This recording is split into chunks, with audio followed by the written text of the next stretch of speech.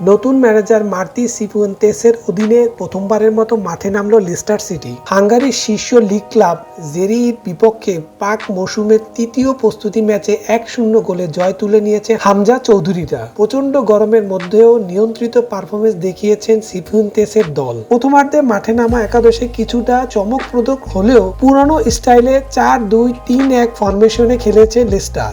রক্ষণে ছিলেন কোনার কর্ডি ও Wout face.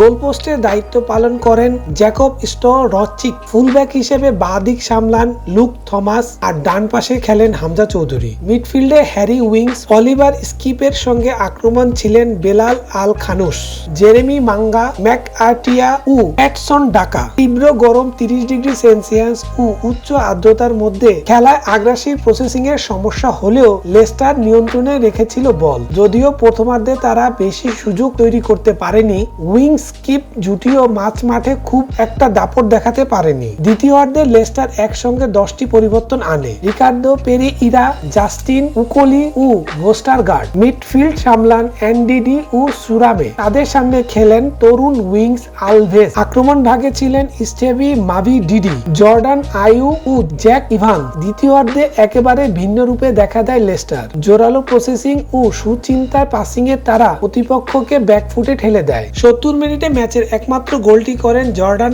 আয়ু। বক্সের মধ্যে থেকে নিখুঁত ফিনিশিং এর বল জালে পাঠিয়ে দলকে জয় এনে দেয় এই ঘানিয়ান ফরওয়ার্ড। আগের ম্যাচেও গোল করেছিলেন আয়ু। তিনি যে দলের আক্রমণ ভাগে গুরুত্বপূর্ণ ভূমিকা রাখতে পারেন তা আরেকবার প্রমাণ করলেন। এই ম্যাচ দিয়ে পাক মৌসুমে টানা 3 জয় পেল লেস্টার। 25 জুলাই একই দিনে 2টি প্রস্তুতি ম্যাচ রয়েছে তাদের। প্রতিপক্ষ লভিভ ও কোলন। সেখানে ম্যাচের মূল একাদশে দেখা যাবে তা এখনই বলা কঠিন।